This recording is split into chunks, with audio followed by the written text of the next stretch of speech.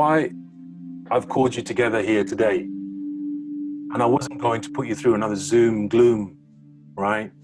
Where we sit there and we pretend, you know, we're listening and we're on our phones, scribbling on some paper, right? Or shutting our cameras off and pretending we're listening in the background, right?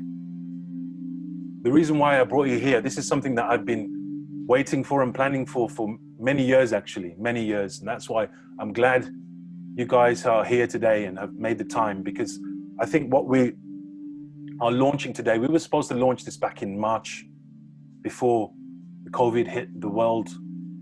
We were supposed to gather in my studio 50 or 60 key people to talk about the future plans that we are working towards. We've been operating as an organization, Seoul City Arts, for around over 10 years now in the city. Quietly getting on, well, I say quietly, but kind of existing on the edges, if you like, without any regular funding, but actually making big waves with the work we do. And I'm gonna stop being so modest about the work we do, because sometimes that's the problem when we don't actually just share what we do and be confident about what we do. Because I think it is high time that the work that we do grows and continues, because I think there's a kind of enough is enough moment right now.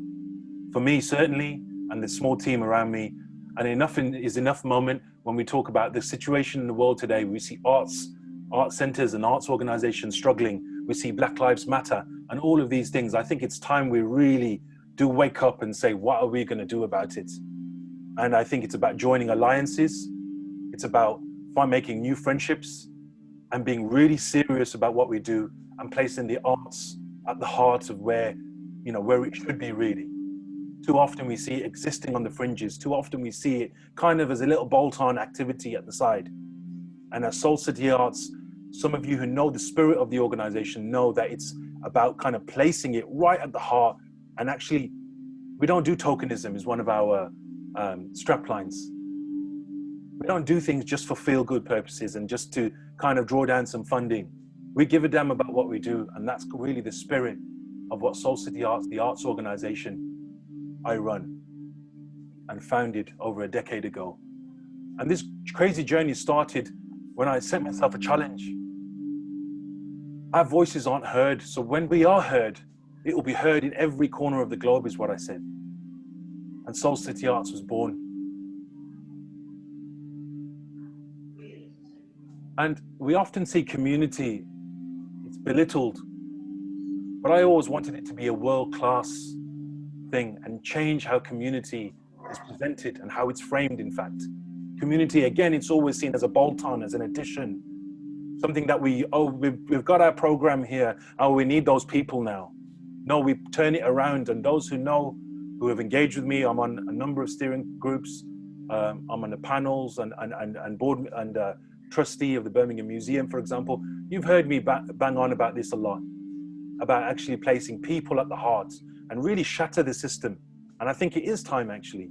I think it is certainly time that we look at new ways of working now, where we place people at the heart. We've been doing this for over a decade now, and I'm excited to join people in actually taking these approaches where we put people at the heart of that.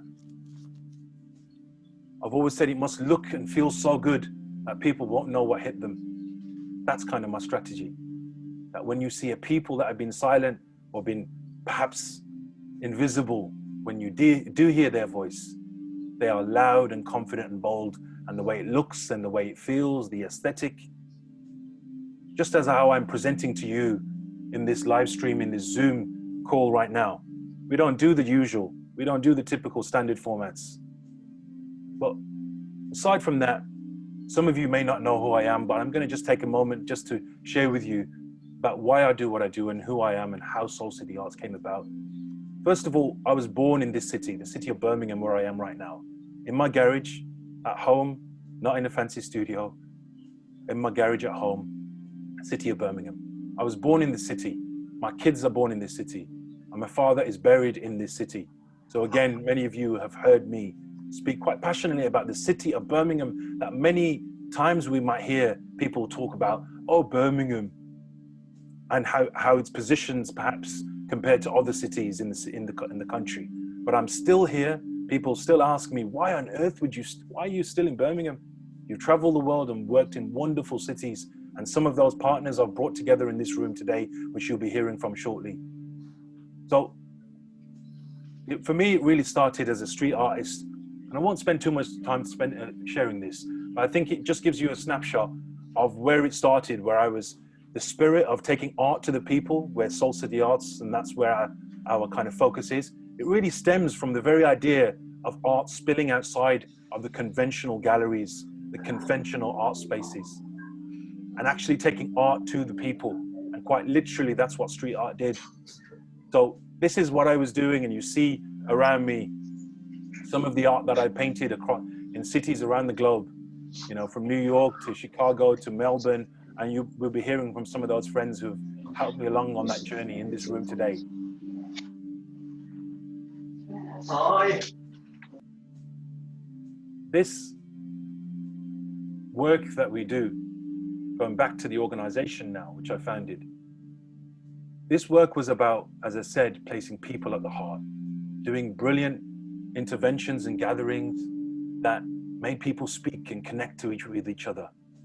Much like our brands here, you see the aesthetics. I spoke about aesthetics earlier, the arts festivals, the heritage projects like Nights of the Raj, the Melting Pot, the podcast where we brought brilliant voices together and interviewed them. Soulfire Sundays was our regular dining event where art and visual arts and people eating at the same table together. Storytelling events where people were retelling their stories, brilliant stories, to people that perhaps have never engaged with them before. The theatre shows that we've done at the MAC and at the Rep, the Writing on the Wall 10 years ago, if anyone was there, you'll know what I'm talking about. Epic shows that tell the story of everyday people in extraordinary form. And that's what we like to do. Slam poetry events we were delivering well over a decade ago now. Delivering what's perhaps fashionable now. We were committed to this. And again, we're not blowing our trumpet, or perhaps we are, because I think we must celebrate what we've done so people know we're moving into a new phase. We really mean business now.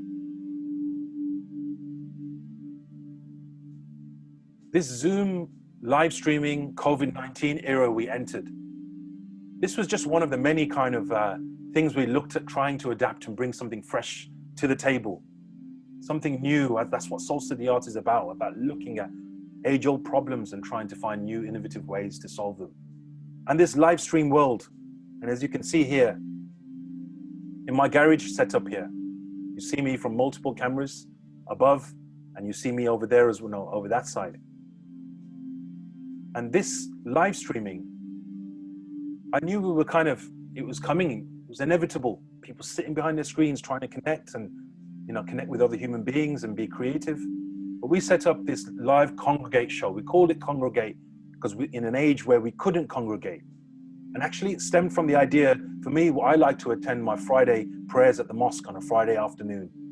And with the lack of that, with the inability to gather and connect with other human beings and worship and have hope and pray, I felt like I needed to do something else. And that's why we live stream on a Friday night, because it was kind of a replacement. Instead of going to the mosque, we were going online and connecting with our friends around the world and being creative and sharing experiences, talking to doctors in the front line, in a hospital in Italy. I remember at one of our first shows, and at the same time jumping across to New York and listening to someone freestyle some kind of hip hop lyrics. And, you know, this is what we were trying to do.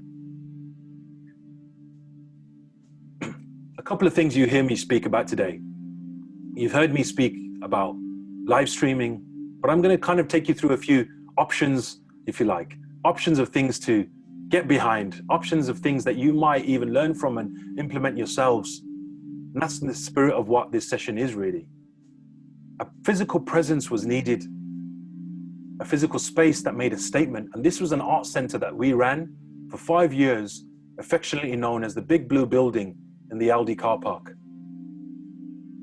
And we took this space and transformed what was quite a grimy old space here upstairs and transformed it into a community gallery.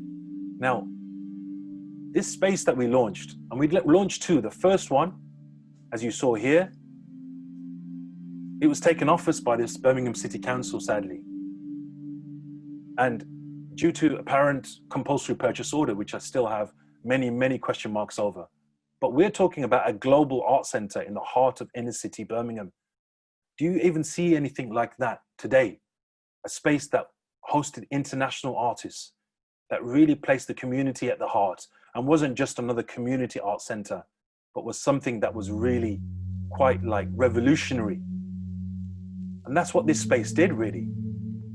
And you can see here, people were crying out for a community art center that was serious, that brought activists and academics and creatives, and people were queuing up around the block to get into this place. And people of all walks of life. We don't preach to the converted. We're not in the business of doing that.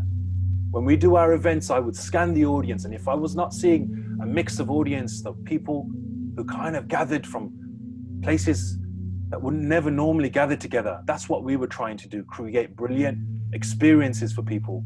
They would go away and say, we went to Spark Brook and we saw an international performer, not in a shiny city center venue, but in the heart of the community.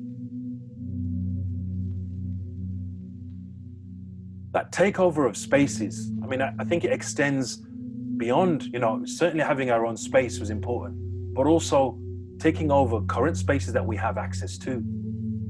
And this was one example. You'll hear a bit more later from my colleague in Australia who helped with this, James Hodkinson from the University of Warwick, who we're in conversation with about re-establishing, hopefully, our art center, which I would say, and I would flag up right now, that the art center I shared, it must come back.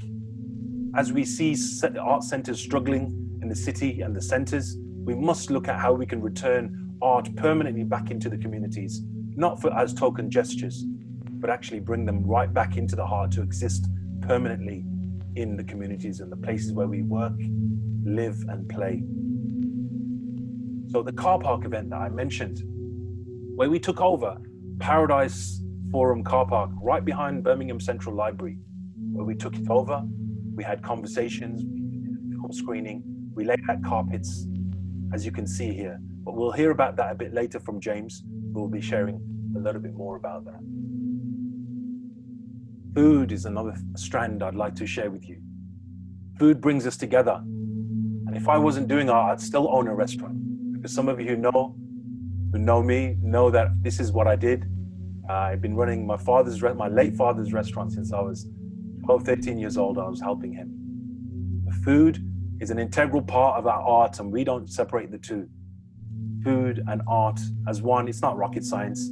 You put those two together and you do them well, you've got people eating out the palm of your hands. No pun intended there.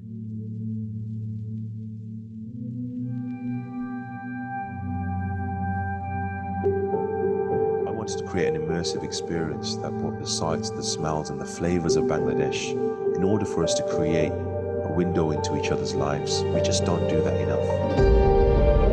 People have come here for their Sunday lunch, and instead they've been transported to a kind of Bangladeshi cafe, and they've heard some wonderful stories by people like Roger Gwynn, and they've heard just some extraordinary singing and some beautiful music that takes them back to a different time and place, really, and that connects Bangladesh and Birmingham in a very, very special way. When we take over major spaces like this and turn them into places of dining and engagement for everyday people, there's something special that happens. People are empowered when they enter such spaces, when they see themselves reflected in such places.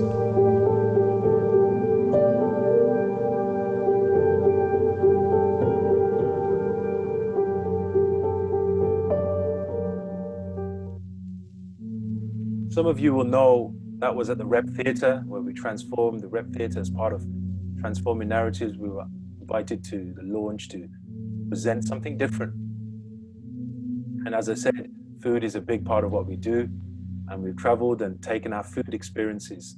This was in a museum in New York, the Museum of Food in Brooklyn in New York, where we did kind of an event over there, an installation and food experience, by collecting some of the stories from the local people as well. And that's something some of you will remember fondly, actually, this Knights of the Raj project. We've delivered this in Birmingham. We then took it to New York. And really, you know, I'll tell you something, you might see it shortly in a minute. I was just a kid from Birmingham. Well, not a kid, I'm a grown man now. But I was a kid from Birmingham who did this story because of my late father. After his passing, I wanted to share these pioneers that transformed the cuisine of this country.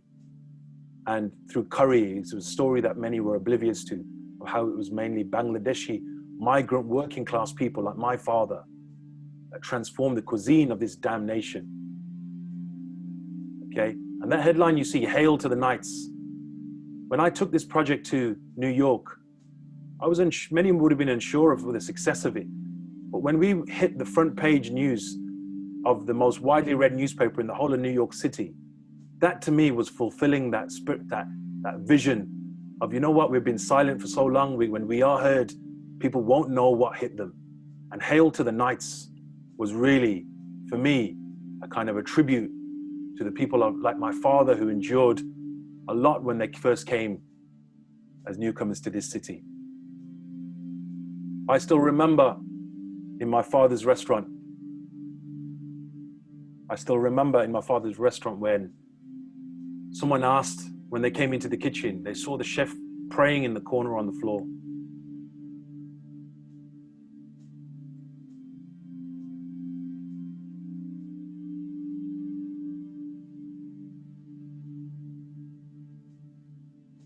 Okay, I remember when someone came into the restaurant and they saw someone praying in the corner. That was the chef.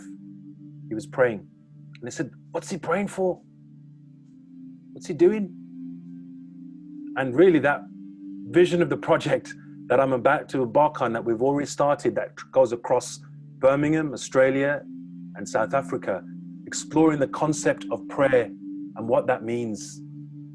This is something that the project that we're exploring, and we'll share more details for those who want to get involved, who can get involved, who are interested in connecting with us about dissecting this very idea of the prayer. What does it mean, people, when they prostrate and they put their forehead on the ground? What are they praying for, especially in the world we live in today, when many people perhaps are turning to faith? So, on that note, I'm going to pass over to my colleague. I'm going to pass on to who we're going to next. I'm going to pass on to Helga. And we're going to hear from some of the guests and some of the people who've been part of the journey of Soul City Arts, who have gathered in this room. I'm hoping they've come together. I'm hoping we should have them all present right now. And Helga's going to help. Helga's actually going to introduce herself as well and talk about her role with Soul City Arts, a really important role coming on to the next phase of where we're going with Soul City Arts. So you're going to come back to me a bit after, where I'm going to share a final set of visuals for you to feast on. But I'm going to hand over straight to my colleague Helga right now. Thank you, Helga. Thank you, Mohammed, and thank you, everyone. So the question I was asked to address, and I will do just really briefly, was what drew you to Soul City Arts, and why did I start working with Soul City Arts? And while I'm tempted to say it was because of the curry, which is part of it, it was actually because I saw in the offer that Soul City Arts had just enormous potential. Like Mohammed, I am a Brummie, I'm born and bred. I know this city well and think it has massive artistic and creative potential, not least because of the enormous richness of, you know, every language is spoken, every community, every race, every nationality that comes together to this enormously creative and productive city. And I felt that Soul City Arts was addressing some of those questions in a really interesting and unique way. For those of you who don't know me, I'm a freelance consultant. I've helped develop organisations from the very largest. I see some of my former colleagues at Birmingham Hippodrome here, to people I used to work with at Fierce Festival many years back. Hello, Joanne. And as I've developed organisations, there's one thing that I really know for sure, and that's an organisation that's only funded on a project basis can't make the impact, can't grow and develop as as surely and as greatly as one which has a steady income, a steady pipeline. And with Seoul City Arts, I saw an amazing track record of fantastic projects, which then had to be either let go or couldn't be capitalized on, because Mohammed has to, you know, feed those kids who were born here, feed his family, go off and do other commissions, go off and do other work. So it was with that in mind that in particular we looked at building up a fundraising base, looking at really capitalizing on the partnerships, and a key part of that was applying for the Elevate funding program. And for those of you who don't know, Elevate, it was a specialist program for for arts organisations led by minoritized communities, members of minoritized communities, that would allow them to work on their organisation, work on their development. The funding wasn't for program, it wasn't for artistic projects, it was to develop, to give people staff and governance and infrastructure that it required. So today we're celebrating the fact that we were successful in writing that bid, and and a sort of massive thanks to the Arts Council and to the players of the National Lottery for providing the funds that made our Elevate funding possible. So we have a window of opportunity. COVID notwithstanding, threw us for a bit of threw a curveball at us, but the premise of our Elevate work will be to build a strong staff base and a strong board and governance base.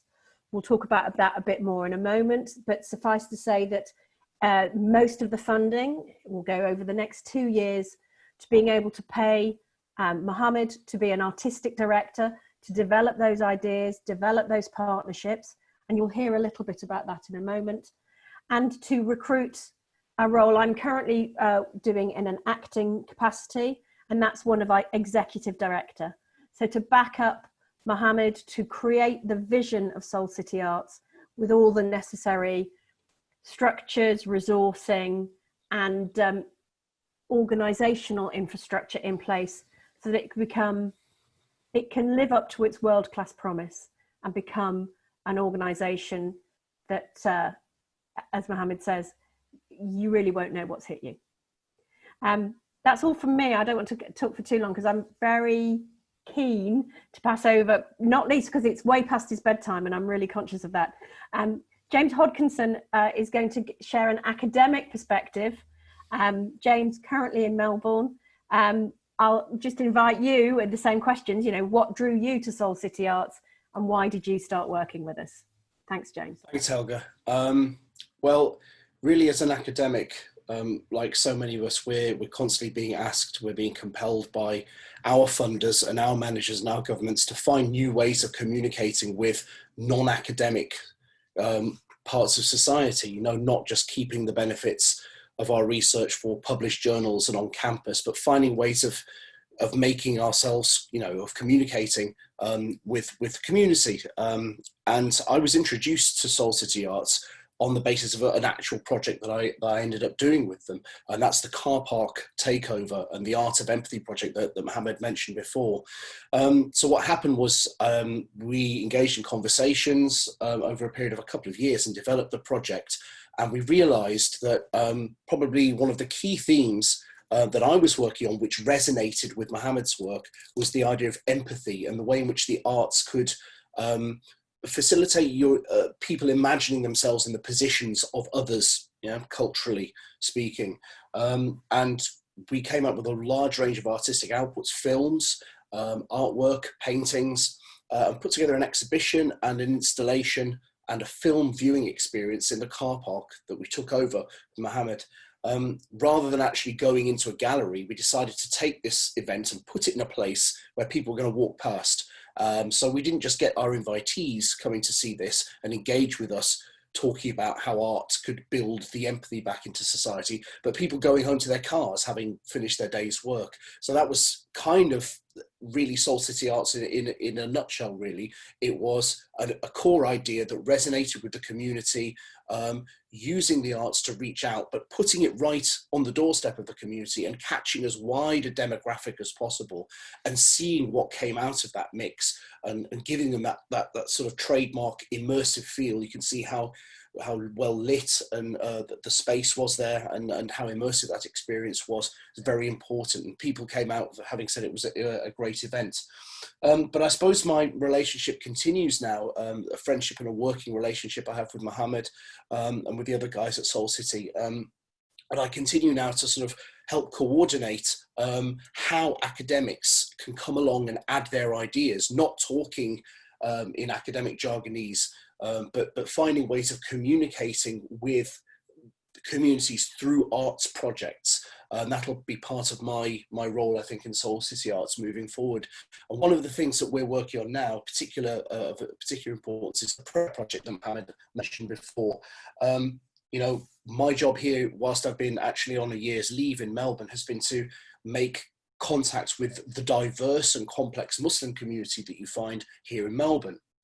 And to start building an archive of voice recordings and films and testimony about the Muslim experience of prayer and how it's represented and experienced here in Australia. But that's really only one node, if you like, on a sort of network in a network of different locations. You can see here some film that's showing where Mohammed did some research and developments in South Africa. You can possibly see Table Mount in there. And there you've got a colleague, a collaborator of ours who's praying there overlooking the city. So there's another place, another, if you like, hub, if you like, in the project and the network that we're building. So we're trying to gather people together, gather testimony, gather films, gather stories of people, in the hope of putting together a project which in its final form will then also migrate. It will travel around. It can go into galleries, performance spaces. It will involve dance, film, a whole range of different media outputs. And I guess the Elevate funding has allowed Mohammed to have a little bit of time to work on this, but it won't last forever. And again, we're facing having to pull together funding for this. We've had some quite generous funding throughout the COVID period from my institution, from Warwick University, particularly from the Connecting Cultures Priority Fund there, which we're very grateful for. But we do need to continue finding funding. We need a space to work in, and we need collaborators from all around the world, really, and locally, to help make these projects happen. So really, as an academic director, my role is to bring ideas and academic research in a meaningful way into the organisation, but I'm as keenly as aware as anybody the need to take that project forward financially and logistically as well. So that's me. Thanks for listening. Thanks so much, James, and thanks again for breaching the time difference and being here. It's really great that you are. So you've heard a little bit about our strategic approach, an academic perspective, and now I'm delighted. I can't see her on the Zoom, but I'm really hoping that Kirsten's here. Kirsten Forkett. Yeah.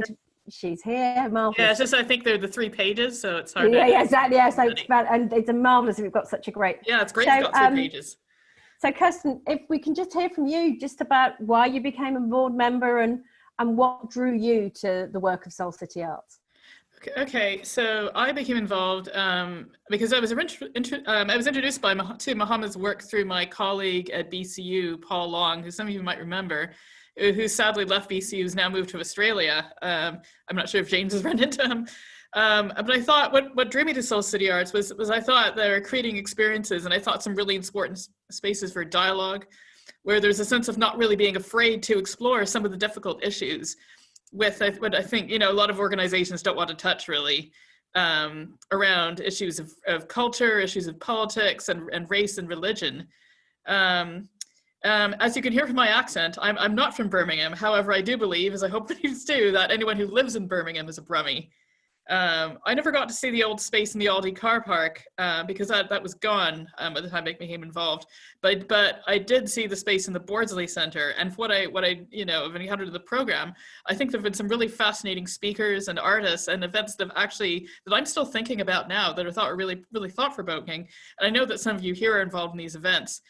And this was both at the hub and the Borsley Center, but also in other spaces like Knights of the Raj at BMAG and elsewhere. And I also think what's been really important about the work that Seoul City Arts has done is that it's created a really inclusive atmosphere. And I do have to say the food, which has been mentioned, plays an important role in doing this. And as well, what's also been very refreshing to see at Seoul City Arts events is that the audience is a lot more diverse than what I've seen at many other arts events. And I also should point out that in many cases, this was all accomplished on a shoestring. So this is why I'm really thrilled about the next phase and the steady income, because I think it'll help us take it to the next level. And also I think give us the stability and the administrative support that we need to make more amazing stuff happen. Yeah, so that's how I got involved in it. I'm looking forward to what we're doing in the future. And thank you for your support so far, Kirsten, that's brilliant. And then finally in this little section, we've kind of alluded to some of our international reach, our international partnerships, but I'm delighted to bring in Manpreet, who's also doing this. He's helping actually produce this Zoom as well, which is giving us a really great experience. So Manpreet, I'm going to hand over to you to talk about the international meeting our local work. Cheers, sure. Manpreet. Hi everybody, pleasure to be here with you, and thank you Helga for passing it over to me. I was going to just talk about also how I met Mohammed and started working with Seoul City Arts as an organization. We actually met, I think about 6 or 7 years ago. It might be longer than that. Mohammed, you might have to remind me how long it's been, but I work for an international NGO and we work in youth development, and we work with young people to engage them in all sorts of different topics. And in my instance, injury prevention and road safety. And I happened to bump into Mohammed while we were in the Middle East in Oman. And we met at the airport and I said, Mohammed said, "Oh, did you get my tweet?" And I said, "Oh yeah, I saw that." Because at that time, Wi-Fi on a computer and in your airplane in flight mode was like, "Whoa, this is amazing." So Mohammed was on his Wi-Fi on the plane, and he had tweeted me, and I saw it as I got off, and I said, "You're RSL Arabic, right? I've heard of your work, but we'd never met in person." So as two Brummies do, you meet in another part of the world, you say, "I recognize that accent, I recognize you." So we linked up, we were talking about the work, and he explained the work of Seoul City Arts. And I thought to myself, how is it that I'm meeting Mohammed in Oman, but I've not seen the work that Seoul City Arts does in Birmingham? And that wasn't because they weren't making a sing and dance about it and they weren't making a lot of noise about it. It was just the fact that I hadn't been opened up to these kinds of artistic experiences before. I experienced what Mohammed was doing with young people on a beach in Oman. He was creating this amazing kind of like cube, and they were putting all these social issues on. And for me, it was one of the first introductions to understanding art for social change, right? To connect with communities and not just doing art to make art look good, but actually doing it in the sense that will connect with young people who actually care about the issue and care about and communities that care about the issue. So I think when we came back to Birmingham, I said I really need to see the hub, which was then the previous hub, and I saw the work, I saw the gallery, and I was like, this is amazing, in the middle of nowhere. In the middle of Spark Brook, it wasn't in the middle of nowhere, but in a place where people don't necessarily find art galleries or find artistic spaces. Usually you have to go into the city centre, you need to go to the Birmingham Museum or the library or the rep or whatever, which are all great places to do. But an art centre built in the community was really something special. And I thought, this is a great organisation, really interested in the work that they're doing. And one of the first experiences I had was coming back to Birmingham was If Walls Could Speak, which was an amazing kind of multimedia, faceted, lots of different art forms, spoken word, live art, an immersive experience. I was quite blown away, to be honest. And I thought, I really like what Seoul City Art is doing. And we later had the opportunity to collaborate on a project, which was a podcasting project. I come from a radio background as well. And I collaborated with Seoul City Art and had access to lots of different artists. So artists, not just from Birmingham, but people coming to visit Seoul City Arts and the hub. That's why we stress and kind of underline the idea and the fact that we do need an art space to bring these international artists to, but having access to all these different people and all these different artists who are out in Birmingham for their own touring purposes and actually performing for local audiences in Birmingham was a really special thing and a really special opportunity for me to work and collaborate with. So later I collaborated with Mohammed on True Stories, which was a program that we did with Aman, who's going to be speaking a little bit later on as well, where people tell their stories of their lives. We did an arts project with schools, with Aston University and Birmingham City University, where we brought different schools together and expressed themselves through storytelling and artistic telling. And since then, kind of, built the relationship with the organization and was involved in fundraising and now being a staff member and being a member of the kind of the organization and working with Seoul City Arts. And I really believe in the work that it does, and it's really exciting to be part of this small organization with a global reach. And as some of the other speakers have said as well, it's something really, really special, especially something I keep saying, it's something that's really kind of changing the arts in a way that makes it really accessible to people. And I think we really need to see more of that at this time. So I'm really thrilled that, Seoul City Arts got the Elevate money and the pitch and the opportunity to expand the work that we're doing as an organization and continue to professionalize. And there's a couple of opportunities that are coming up with that as well that Mohammed will talk about. But yeah, thank you so much for joining us, and thanks for allowing me to give you a little bit of my experience of how I got involved with the organization. Okay, so thank you, guys. Yeah, so thank you. Can you, Manpreet, you're gonna carry on and introduce our next guest? Are you okay to do that? Yeah, sure. So we've heard from Helga and James, and from Mohammed as well. But we want to hear from some of our partners, so a bit of a partner perspective and people who have kind of collaborated with us, not only here in Birmingham, but from a global perspective as well. So firstly, we have Shaka Campbell from United States. And Shaka has performed with Seoul City Arts, being somebody born and raised in the UK, now living in California. And Shaka, just wanted to hear from you in terms of, you've, as an artist yourself, as a spoken word artist, what's been your experience of working with Seoul City Arts? Because I know you've seen programming from all around the world, and you've worked with different arts organizations. For you, what did you feel was really the standout point about Seoul City Arts that we could share with our audience here? Absolutely. Can you guys hear me okay? Yeah. Okay, perfect. Yeah, fantastic.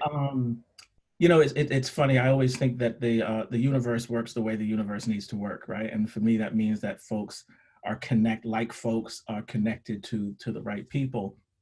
And we met. Mohammed and I met I was doing a gig out in London, and Mohammed was there, and said, "Hey, I like what you do. I'm running some programs. I would love to collaborate." Now, when you're out there doing shows and such, you hear that from a lot of people, and there's various levels of their ability to collaborate. So I really loved Mohammed's energy, and we got in touch, and I was blown away at the professionalism, that sort of he brought to the table. I've done shows everywhere from the Apollo Theatre to the O2 in London, worked with number of different agencies and such, and the level, like I said, the level of professionalism, the level of, and it's going to sound corny, but it's this family aspect, right? It feels like when Mohammed calls, you pick up the phone, and the first, the first 15, 20 minutes are just like, what's going on with your life? You know what I mean? I'm in California now. He's all over the place, and there's never a point in which you don't feel at home with him. And I think that why that's important, and especially from a spoken word artist, is that there's a level of integrity with your work, a level of sort of who you want to partner with and sort of leave your legacy with, right? That's super important to me. And Mohammed gets extremely high marks on that. You add that with the fact that, I feel like the work that he does, it touches all the important senses, right? It's it's sound, it's visual, and getting that message across in the way that he does with his artwork and in his choices of who and how he collaborates with other people. When you put the whole package together, you know, what's sort of the output of that is just amazing, you know. And you know, I've had the opportunity to sit in audiences where, you know, I come into the show and I do part of the, you know, do my part, come out of the show and do then go back in and do my part. The reason why I mention that is because it gives me a time to kind of sit back and look at how the audience is engaging with the work. And again, like I said, I've been to a lot of different productions, and you know, in all cases, you can hear a pin drop, right? And that's whether that's in an enclosed environment. We've done shows where we were sitting on top of a stage outside in a plaza, you know, outside, and again, it's like a pin drop because of all of the elements that he's brought into this performance for folks. And then when you walk away from it and the conversations that you have with people that, you know, frankly, especially in the environment that we're in right now, frankly, these are conversations that I wouldn't have previously had, you know, because of the environment now, you know, some of these conversations are opening up, but we're talking, you know, 5, 6, 7, 8 years ago when these conversations weren't happening. And it felt like what this did was open up this bridge to conversation about the work, about the people involved in the work. So, I mean, for me, it was just, it continues to be an amazing journey. You know, I'm looking forward to what else we can do. You know, there's very few people in my world outside of my wife and my daughter that when they call, I pick up the phone immediately because I know there's goodness coming out from the other side. So, you know, I would, you know, highest marks ever for this gentleman here. And, you know, again, I'm going to make another corny statement, but it's like when I talk about how, you know, people that affect your life and enhance your life, Mohammed in the organization that he's part of, they do that for me, as well as contacting me with folks that I never met before that I'm still in contact with. So it's just this bridging of like minds. That's phenomenal. So I'll gush in Thank you. I like corny. I don't know what other people think, but I like it. I think some really powerful points there, Shaka. I really appreciate it. And I know you're on a bit of a tight timeline now in San Jose, right? So yeah, I'm getting ready to start my work day. I mean, that's the other thing is like I do the 9 to 5 thing, right? And again, so my time is limited. I mean, this is what I love to do, but my time is limited. And so again, that goes to the point of when this guy calls, I'm up at 8 o'clock in the morning to do whatever I can from him. That's sort of the kind of character that you're dealing with here. And I think it's testament, isn't it, to not only the experience that we have as artists and as creatives with Soul City Arts, but also about the work ethic that, you know, that we want to give back to the community. We want to use creativity to connect with people, right? So thank you so much, Shaka, for sharing that. We're going to stay in the States for a moment, I think. We're going to fly to New York now because another performer that was in Birmingham not so long ago, and he was working with us, Soul City Arts, to run his unique storytelling, story slam is what he calls it, a story slamming kind of performances, but also engaging the community in this kind of people telling stories about their lives and connecting to people's identity and backgrounds is Aman Ali. Aman, just wanted to hear your, again, similar question that was posed to Shaka is, what is your, you know, as an artist, as a comedian yourself, in your own right, you've worked with many different arts organizations, you've worked with people who are, you know, commissioning you as an artist, but you came to Birmingham, you saw our space, the hub, the second hub that we had. And I just wanted to hear from you, what was your experience of working with Soul City Arts? And, you know, what was the kind of thing that made Soul City Arts kind of stand out for you as an organization?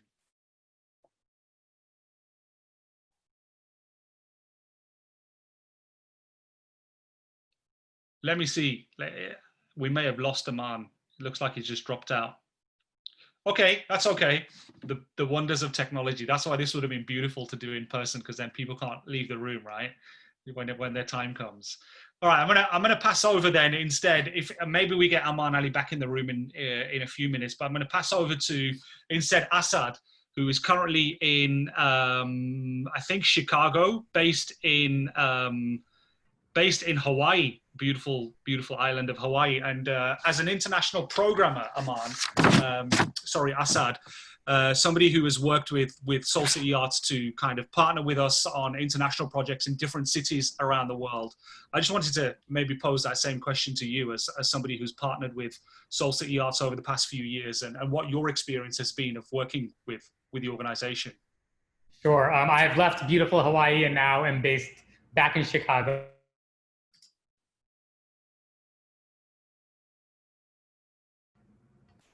I met Mohammed back in 2007, before Seoul City Arts, I believe, came into full fruition.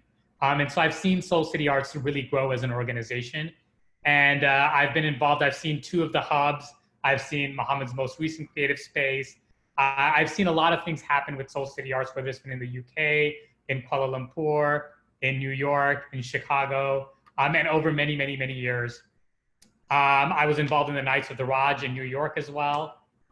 And I think the most exciting thing for me is being a cultural producer, you often get tired of things. You often honestly get bored of the same thing happening over and over again. And what I like about Seoul City Arts is it continues to evolve and be cutting edge and be innovative. Every time I talk to Mohammed about an idea, it's fresh, it's great. He's a great thought partner for me. And I feel like he's building something that's part of a global movement that is connecting the arts, cultural production, and community. And there's so many organizations that are very institutionalized, that are kind of highbrow, that are trying to get to communities that they might call marginalized or otherwise. But Seoul City Arts has that authenticity, and it also has that amazing artistic integrity that allows it to produce at a very, very high level. That continues to keep me excited. I continue to tell people about Seoul City Arts, and it's been an example for me around the globe for the last 10 years. When I go to different places, I tell them about Birmingham, UK, and Seoul City Arts as an example of a community-based arts organization that's producing at the highest levels. Fantastic. Thank you so much, Asad, for sharing that. And somebody who's culturally produced lots of cultural kind of productions around the world. It's really great to hear that, that endorsement as well. So thank you so much. Mohammed, I'm going to pass over to you because you wanted to speak to somebody who has, come to a Seoul City Arts event as a regular kind of, arts goer, somebody interested in the arts, and hear how this has impacted her and her family as well, and the community. Absolutely, yeah. No, thank you. Thanks. So we're going to go flying back to Birmingham here. Nimra Ali, who's I've seen coming along to our events when we had our very first hub. I mean, for those who were present and witnessed this space that we took over, I'm always excited to meet people who've been blessed and been fortunate enough to have visited this place, because it was ahead of the curve. There was nothing like this. And Nimra Ali, I'd love to hear what. I don't think I properly asked you actually, so I'm just keen to know what your thoughts were and memories were. And actually, I've seen you come to our last Soul Fire Sundays with your children as well, and I'm keen to know what your experiences was of the activity we've done.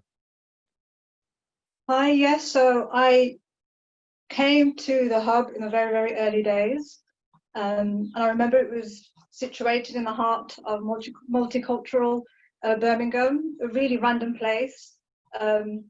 At the back of Aldi. And I remember going up the stairs to a really confined space, but it was done in a way that it was really light and airy. And I remember the most memorable experience was I met Peter Sanders there, and it was such it was such a packed out event. It was so refreshing that someone like him would visit a place like that at the time. Also remember doing a calligraphy course there at the time. It was my first experience, and it was quite difficult to grasp, but managed to stick through it. And it was a really nice platform that was available that wasn't available at the time. I think probably the first of its kind. I was so gutted when it had closed down, because I just thought, well, there's still such a demand. I continued to follow you, and I remember seeing you at the next event at the Borsey Centre, where you invited Haji Nuruddin, the calligraphist. And I remember seeing Baraka Blue as well, the poet. And then after a while, I think things died down again. And then we had this other amazing event that you've recently put on now, Soul Fire Sundays. And I remember it was so visually stunning when I walked in, just randomly in the middle of Moseley, that you wouldn't expect. And the fact that you had bought, that there was food involved as well, it was so refreshing to see that it was on it was so diverse and so many an eclectic mix of people. It was really refreshing. You could tell that you really evolved as, you could tell the Soul City Arts, it really evolved getting to this. And it was really refreshing to see. I brought my kids along as well.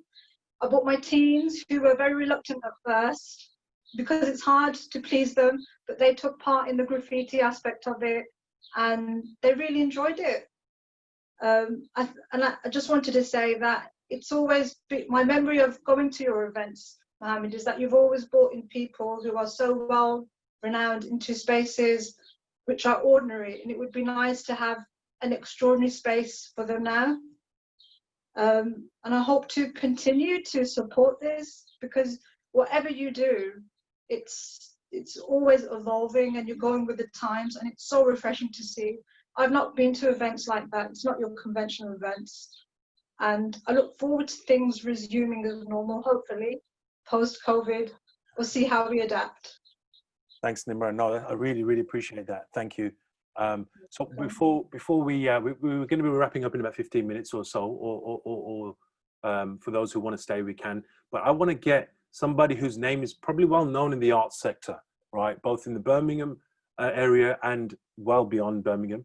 And his name is Abid Hussein, who is a senior diversity chap. Can I call him a chap? Yeah, I think so. Senior diversity chap from the Arts Council of England.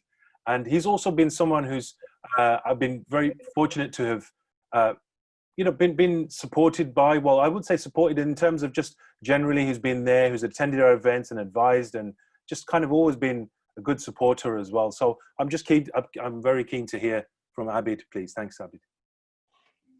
Hi, everybody. I mean, it's been amazing to be part of this conversation and to hear what everybody's talking. I guess I need to start with how I first met Mohammed. And I don't think anybody's going to believe that the Mohammed that I met didn't take photographs. He didn't like to be in front of the camera. Now you can't get him off the camera. So whether it's on our video calls, whether it's doing what he does. But it was really interesting just seeing him develop from somebody who was very, very kind of, I would say, shy and reserved, into becoming this kind of personality superstar that we kind of see in front of us. And it's been amazing kind of following the journey of Mohammed. And I've known him for about 15, 16 years. I think the only person on this call I've known longer is Jez Collins, because we worked at the Arts Council when I first joined there. So Mohammed's probably the person that I've known longest. And I also got to meet Steve McLean on the same project, which was Digital Exposure West Midlands. So it was one of those talent development initiatives where we wanted to reach out to people who weren't on our radar. And it's amazing to see where some of those people have ended up. I have a lot of brilliant memories about the old hub. It was literally across the road from where my mum and dad lived. And I spent 6 months on my sabbatical from the Arts Council working at the hub. And Matt will be pleased to know that even funders can get their hands dirty when they're working in the arts centre, but he normally sees me on a sofa and I'm sitting on a sofa again, so he's probably thinking he's lying, but hopefully Mohammed can correct that misconception. I think the other thing I really want to flag is, as somebody who works for a funding agency, I'm probably a lot harsher on Mohammed. He's a friend, people know we're friends, and we've shared many kebabs after Friday prayers, and when you know somebody, you hold them to a higher standard. And as a funder, I can honestly say Mohammed's not had any easy rides with the Arts Council, because if anything, I want to make sure people know that Soul City Arts or Mohammed are getting the funding because the work speaks for it. So when he does get the funding, I take no credit for it. I might kind of take the mick out of him every now and again, but genuinely it's because the organization does amazing work. And I've been around the arts for 19, 20 years, and the work that Mohammed does and his ability to do the work without budgets, without resources has been incredible. And that's why I'm incredibly privileged that we could support Seoul City Arts. It's not the other way around. It's important that Arts Council England can fund organisations that do the real hard work, and organisations that I hope will be in a future national portfolio if they can put a good application in. But I leave that to the team that Mohammed will build and recruit over the coming months. And we've travelled the world together. We've been detained at Chicago airport together. And on those journeys, I think you do kind of recognise the challenges people face. And there's been a lot of conversations recently in Birmingham about the lack of diversity. The city doesn't reflect the talent that it has. I think the Elevate cohort we have in Birmingham has Seoul City Arts, it has Maya Creatives, it has Humanhood. Previously, we've had Art Gallery, we've got Simmerdown. And what I genuinely hope Elevate will do is help kind of correct that imbalance to kind of make sure the city's leaders reflect our communities. And now more than ever, we need to see that change. And I think we have to hold all of our organisations to account. And I put the Arts Council in the same category. We need to step up to the plate and make sure the funding that we distribute reaches the communities that it needs to. But I'm not going to say anything else. I mean, Mohammed's known me for too long. I don't want to embarrass him. And I just want to kind of say the work they do is absolutely amazing. And I really look forward to what's going to happen over the next few years. Right, thanks, Abid. Thank you.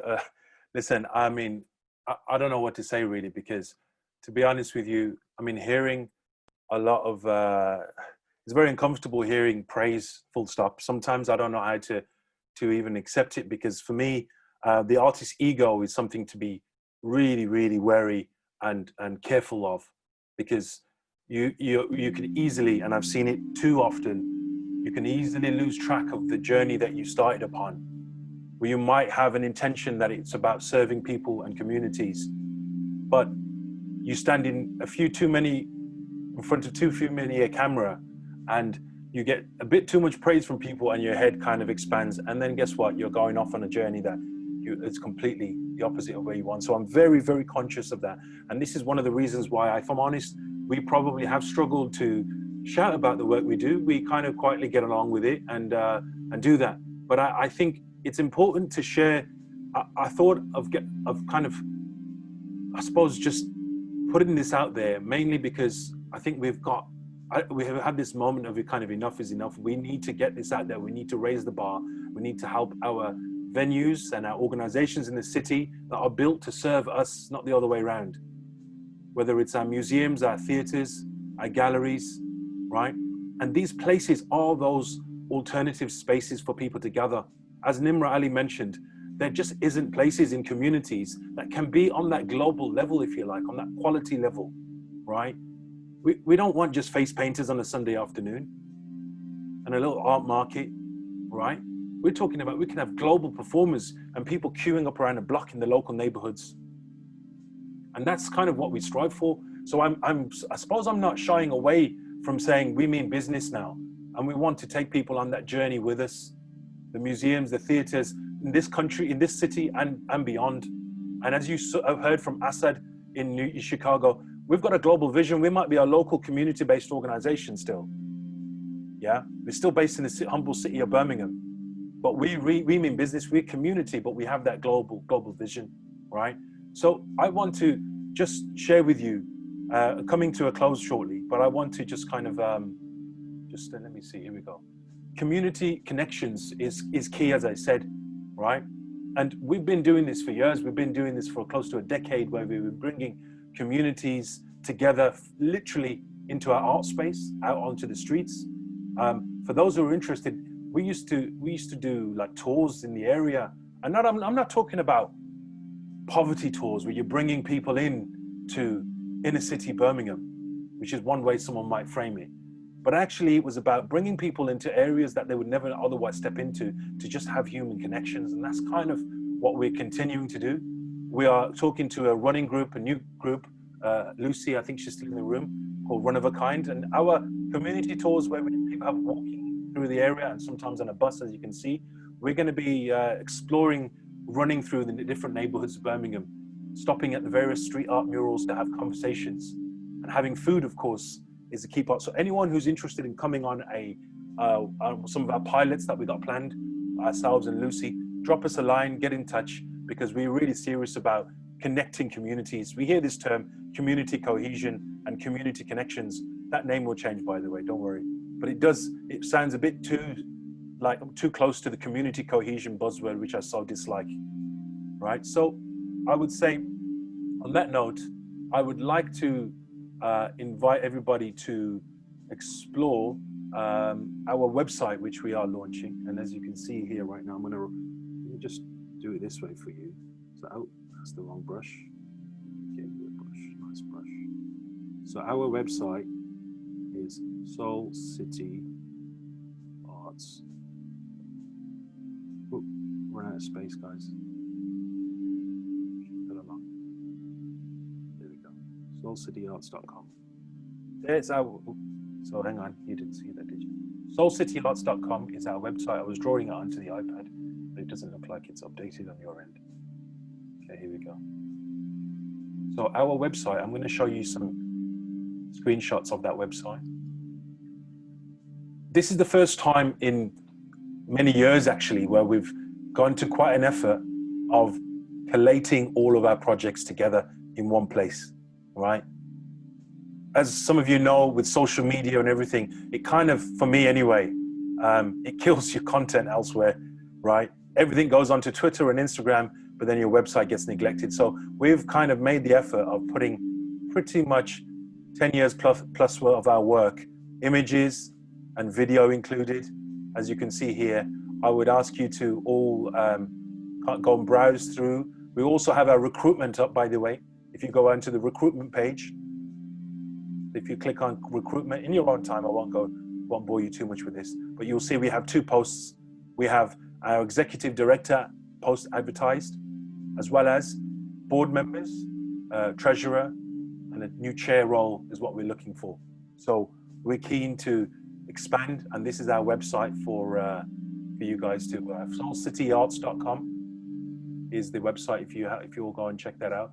And do follow us on the social media handles of Seoul City Arts on Instagram. And we're gonna, Manpreet, if we could just post them up on the chat, that would be great.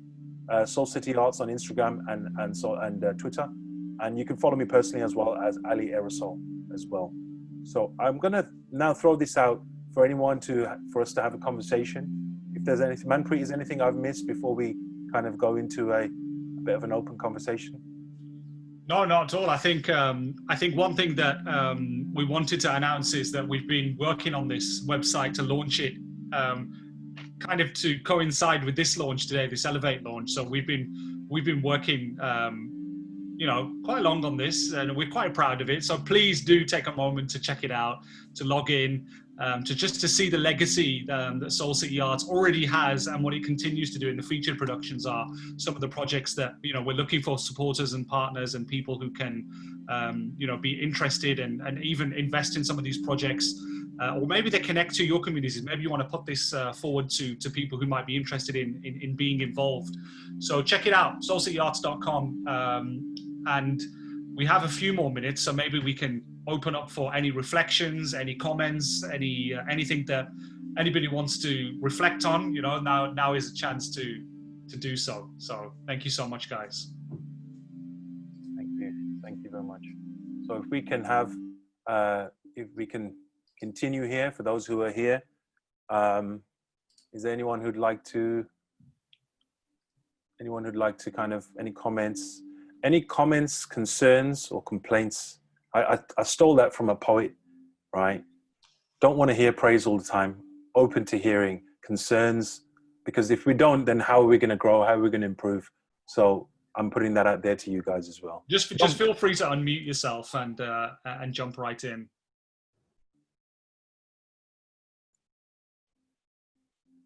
Or shall I do unmute, like Yeah, raffle, like just randomly pick a square on there and then unmute them and say, right, over to you.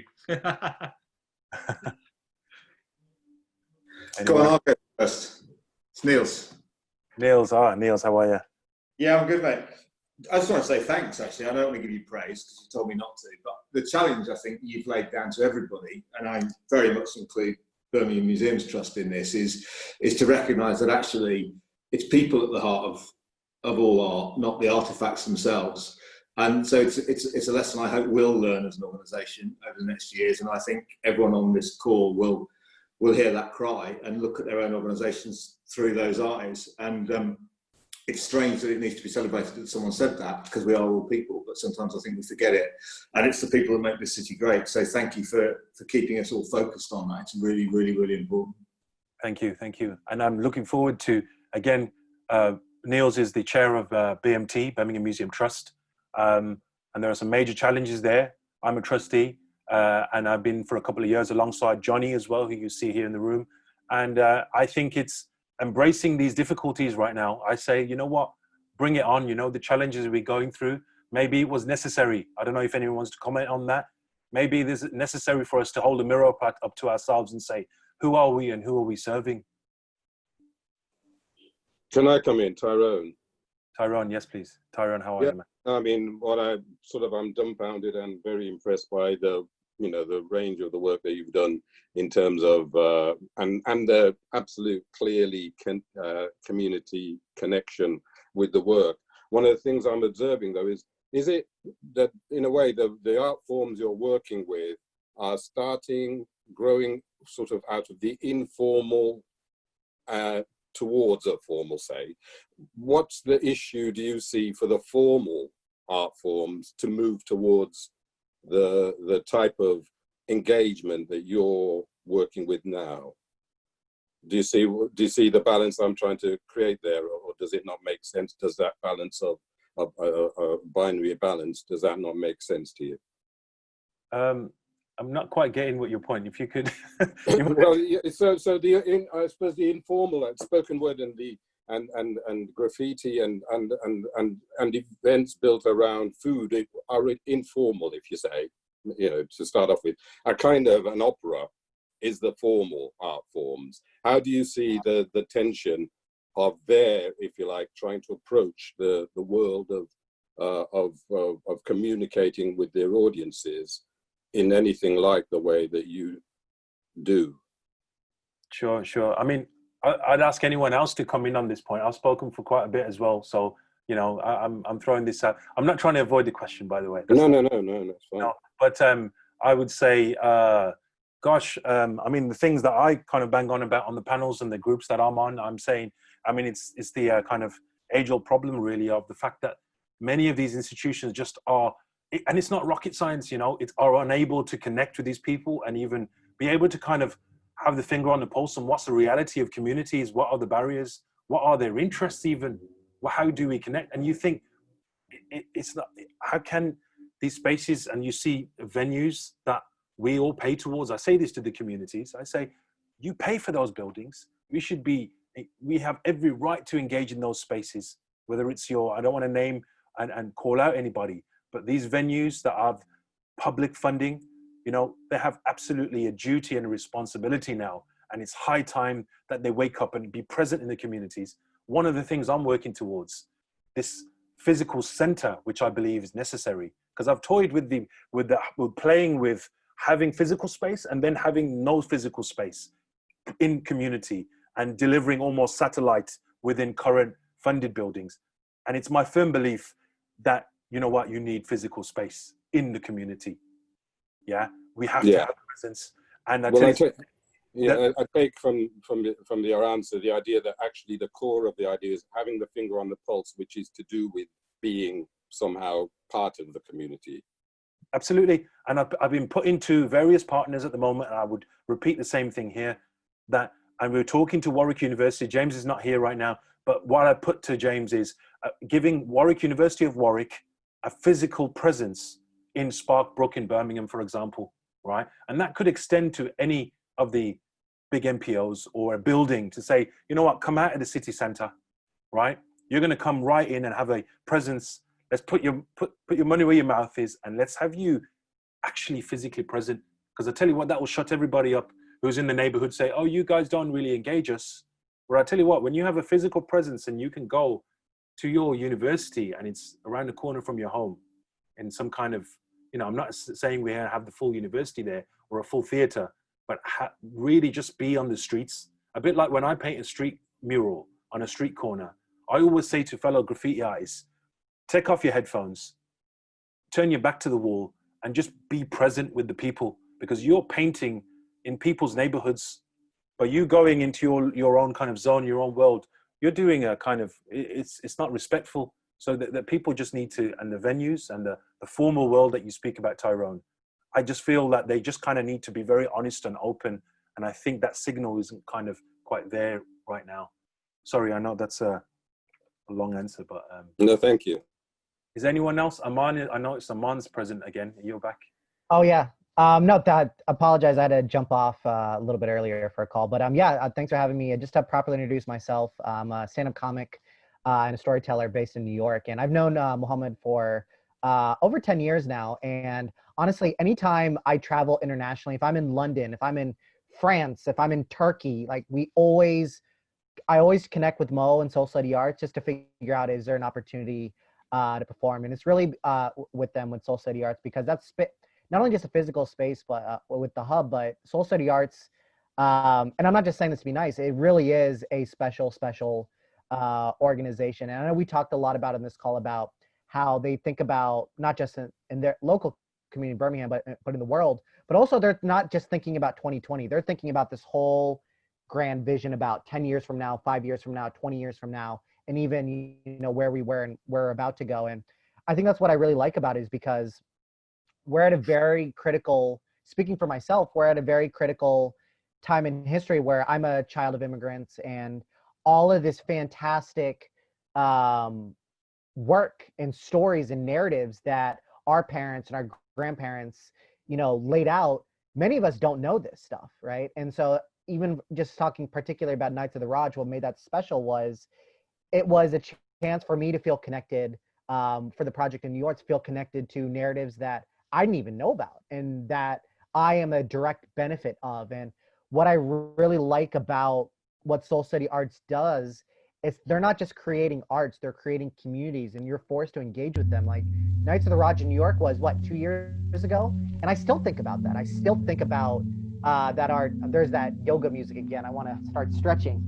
But yeah, it just forces you to engage. And I think that's what makes this place so special, that it really, really does sit with you, whether it's, you know, physical art or an event.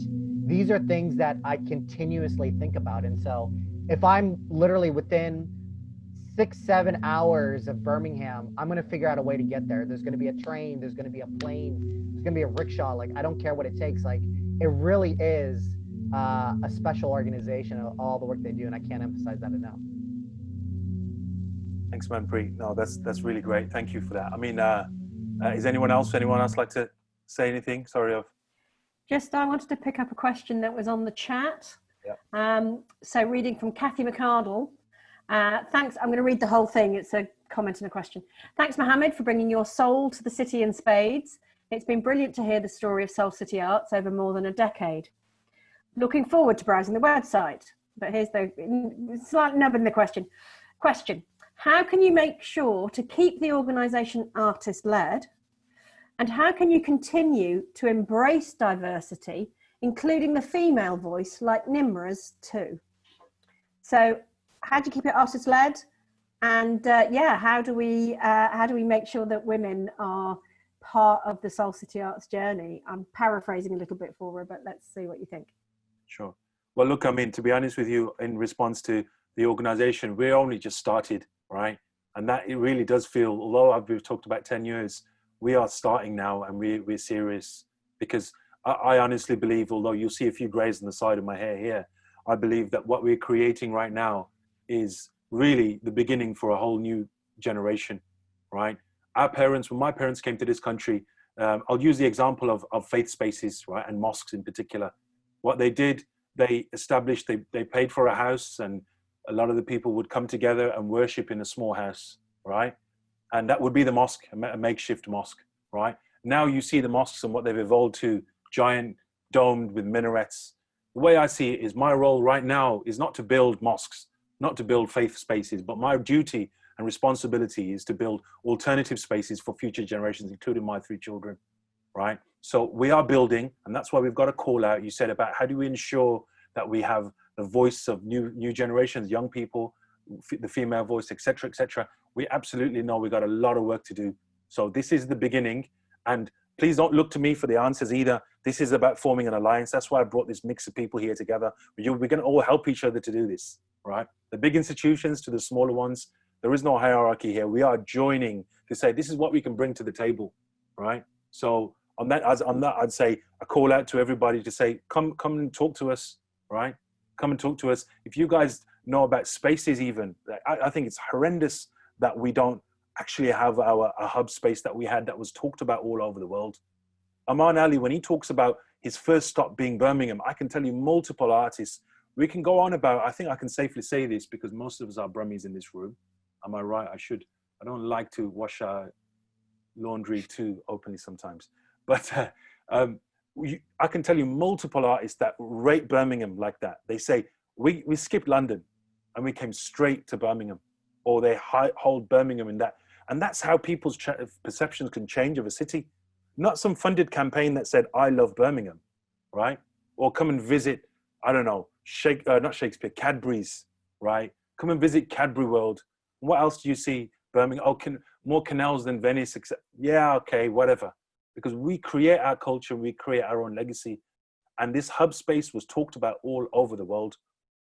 And I share that just to show you that a building in an Aldi car park on an upstairs floor was being talked about the model. People would call me and say, tell me about this model about inner city Birmingham in a Muslim, inner city, poverty-stricken neighborhood, right? How are you getting world-class performers to come to that space? There's something there to study and explore. And that's that's the point of these sessions, because I think there are important, strong, powerful people in this room, right? Who all have the, something that can bring to the table. Anything, Johnny? I see Johnny there. Is there anything, or who else is here? Emily as well. You haven't said anything. I'm just gonna. Emily, I'm curious to know from yourself, as someone who was former chair as well of Seoul City Art. Sorry to put you on the spot here. Sorry. Hello. Have I been really bad by bringing you in? Is that? No, that's okay. Do you want me to talk a little bit generally about my thoughts on all of this, or is there a specific question? No, I'm just curious to know about, I suppose the growth of Seoul City Arts and moving forward, and how you've seen it evolve, and curious to know what your thoughts are and what you've heard. Yeah, I mean, I think everything that you've spoken about in terms of plans going forward sounds fantastic, and I think it's been much needed for several years. So it's amazing that you've finally got that support and recognition and funding, and I'm very happy to see that happening. And I think, yeah, everything you said about the need for a space is completely true. And I think that, yeah, there needs to be a way for that space to return in some form. I'm sure it will again. It's been, you've made it happen twice. I'm sure you can make it happen a third time. Well, my worry is, to be honest on that point, is I don't know. And I sometimes feel like doing this. I'm going to be very honest with you. There's sometimes I've thought, just for an experiment, I'm done. I don't have the energy. I feel like putting that out there, and saying, we did it twice before. We built a space, right? If the city and supporters in the city can't recognize that, actually get together and say, this is what needs to be done in the city. And like you said, sometimes, if I'm honest, I just do feel like, it can't just be me putting something on the plate like this, right? And it does feel sometimes you're a bit alone, right? I don't know what you guys think, and we can complain about Birmingham. Again, I'm going to do the washing a bit of laundry here, if that's all right. We can complain about Birmingham, so Birmingham's crap, right? But I tell you what, and this is the reason why I'm still in this city. I can't do that. I'm staying put here. I'm not going anytime soon, because it almost feels wrong to just turn my back on the city that I was born in, that made me. And for me to run off to London or to to Chicago or somewhere like that, or Melbourne even. Right? I'm sure I have work coming out of my ears in some of these exciting cities, but I've got a responsibility to stay put. And this is a little bit of a final call, really, to say this is now or never. And COVID, with Black Lives Matter, everything that's going on, you know, it's hit the fan, right? And we have to stop in our tracks and say, how the hell are we going to mobilize? Put aside egos as well. I always talk about egos, right? Put aside egos, because there's organizations out there, perhaps, and individuals that might be chasing funding or might be doing something because, you know, for their own kind of, for other agendas. For me, it's about like giving back to my city and changing the dynamics so that maybe the seeds that I plant today, I sure hope I can taste the fruits from these trees that we plant now. But I have to, I would say, you know, the vision has to be that we may not, and it might be future generations that eat the fruits of that tree. And that's the only way I can, you know, we have to be patient. We got to keep building. But I sure hope I see the change in my lifetime. I feel like you've got the platform now to make it happen. I feel like this is the beginning of something bigger, definitely. Yeah, exciting times. Anyone else? Amit, can I pick on you, Amit? Amit, from the Rep Theatre. What do you want, Mr. Ali? I mean, you know, sometimes I enjoy hearing troublemaker perspectives, yeah. And I think that's great. I've been looking for fellow troublemakers recently because I think it's wonderful, and I'm glad you know, you're a fellow troublemaker. No, joking aside, I think you at the Rep, I'm keen and excited to see what can be done. I know they're challenging times at the Rep Theatre, but I'm just wondering what your thoughts are about the future of theatre and the arts and diversity in the city as well. I think sometimes, like with organizations like ours, people may forget that there are individuals who work in these organizations that have the passion that you've demonstrated with Seoul City Arts. It's been really inspirational to kind of hear your journey, and I can remember the first conversation we had at the Rep in Sean's office. Sean, the artistic director of the Rep, in Sean's office, and I was kind of like, I think it took about half an hour to kind of get you there. I don't know what happened. You were waiting for half an hour or something down at stage door. But you know, it was a real synergy of minds and ideas, and ever since, you know, we've always kind of spoken about the importance of community and the difference of community. You know, I actually go in rooms now and quote you. Where I say, you know, people talk about Birmingham being a diverse city, but actually it's quite a segregated one too. And I think that's really important to kind of reflect and for us to hear, because so often we kind of go, the diversity of Birmingham is something that we should, you know, be proud of, and of course we should, but it only means something if it kind of works all together. So you know, I'm learning lots from you, and you know, I really hear your call for those organizations that talk about community but don't have a base in the community. And of course, we've talked in the recent past about doing something where the Rep and other organizations, like you've mentioned with Warwick University, coming in and having a stake in different parts of Birmingham. I think that's really, really important. I think too often it's been inside looking out, and I think it's just outside looking outside, to be honest. And so delighted to, you know, have you as associate of the Rep, as is Mr. Huggins on the call here. So yeah, looking forward to making, collaborating, and doing good, positive, and much needed work for our community in Birmingham. Thanks, Amit. Brilliant. Okay, I think we've kept you long enough. If there's anyone else who wants to just any final words before we sign off, we're just looking. We're giving everyone a opportunity. Any hands raised? No, I think we're good now. All right, Manpreet, shall we look at signing off? How's everyone feeling? Everyone okay? Has it been? I haven't been able to catch up on the comments, but Everyone's doing okay. Yeah. If you guys want to up the game in terms of Zoom, right? I don't want anything. I'll just advise you, because please, you know, for the love of God, right? We got to change how we present, and you know, it's certainly any organization who needs to know how to create experiences, brilliant experiences. I just end on that point. Just up the game. We all got to collectively up our game and present brilliantly, so we can tell everyday people's stories in extraordinary forms. And that's kind of sums up what we do. And I'd love, if you want to talk that language, then let's talk more.